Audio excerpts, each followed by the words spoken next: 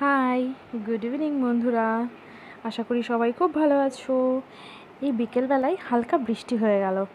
এত গরম পড়েছিল আজকে, ভাবলাম একটু বৃষ্টি হলে তাও একটু আরাম পেতাম, কিন্তু না, দু এক ফোঁটা বৃষ্টি হলো আরও যেন গরমটা বেড়ে গেল। তবে যাক, হালকা হালকা হাওয়া উঠেছিল, তাই সোজা দেরি না করে ছাদে চলে আসলাম। এত ভালো লাগছিল ঠান্ডা হাওয়ায়, খুব মিষ্টি লাগছিল হাওয়াটা। নর্মালি বিকেলবেলায় ছাদে আসা হয় না, তো ভাবলাম একটু হাঁটাটাও হবে, একটু হাঁটাহাঁটিও হবে, আর বেশ ভালোই লাগছিলো। আর তার সঙ্গে গাছগুলো একটু দেখছিলাম। হ্যাঁ, এটা হচ্ছে আমাদের ছাদ বাগান। এখানে অনেক রকমের জবার গাছ আছে, ভ্যারাইটিস রকমের জবার ফুল আছে, এমনি অন্যান্য ফুলও আছে। নয়নতারা গাছ তো ভরে গেছে নয়নতারা ফুলে। এই যে আমার দেখা দেখি মাস্টারমশাইও চলে এসছে।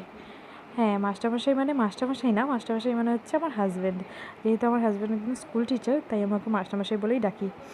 আর এই যে আমার মাস্টারমশাইয়ের গার্ডেনিং, ও হচ্ছে সবজিও যা পায় টুকটাক। এই যে বেগুন গাছ দেখতে পাচ্ছ, ছোট্ট একটা বেগুন হয়েছে, কুমড়ো গাছ, এই বলো সর্ষে গাছ, ধনের সময় ধনে, পালং শাকের সময় পালং শাক। টুকটাক জায়গা নেই সেরকম, বাড়িতে তো জায়গাই নেই, ছাদে দু একটা টব, ওই ফুলের টবের মধ্যেই লাগিয়ে দিবে।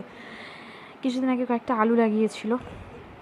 প্রত্যেকটা ফুলের গাছের মধ্যে আলু, ভালো লাগে দেখতে। কী আর করা যাবে, আমার ফুল গাছগুলোই ওর জন্য নষ্ট হয়ে যায়।